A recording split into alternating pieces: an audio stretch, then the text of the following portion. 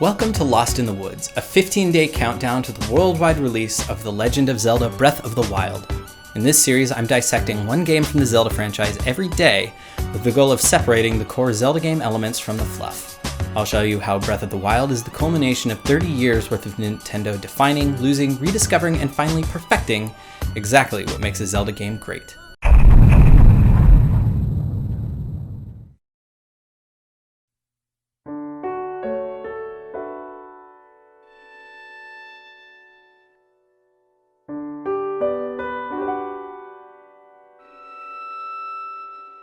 Link's Awakening is one of my favorite Zelda games, as it marks the first time that Nintendo really messed with the Zelda, Link, Ganon trifecta, shunting Link off on an island somewhere other than Hyrule. If I were to summarize the feeling of Link's Awakening, I'd probably say it was the game that pushed boundaries. Nintendo gave themselves a lofty goal, to squeeze all of the awesomeness that was A Link to the Past onto the tiny green screen of the Game Boy. Was it even possible to do that? What elements would transfer over and what wouldn't? While they did simplify the controls a bit, considering they only had 2 buttons to play with, they didn't hold anything back with the storyline. Clearly, the inclusion of a solid plotline was good for A Link to the Past, so they focused on expanding Link's Awakening in the story department. And you know what? They did a really good job. The plot is really good. It's weird, evocative, and surprisingly dark themed.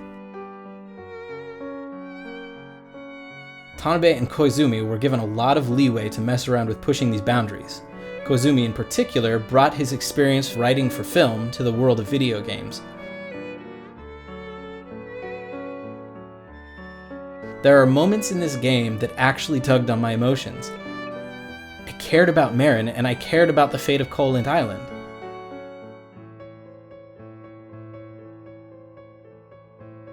Similar to how Zelda 2 was a result of flipping the priority from exploration to combat, Link's Awakening is the result of flipping the priority from exploration with some plot to heavy plot with some exploration.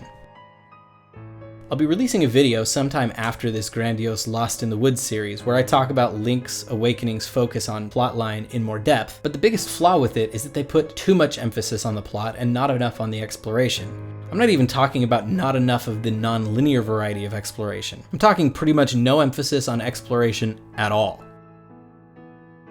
The exploration element is there, for sure, but its position has been relegated to a low supporting element. As I said in the beginning of this video, Link's Awakening is one of my favorite games, but it's not one of my favorite Zelda games. It's my favorite because Nintendo did a great job presenting me with a beautiful train wreck of a plot, and apparently I had a sick need to see if Link was really going to selfishly kill off an entire island. Yeah, they got me good with that mystery.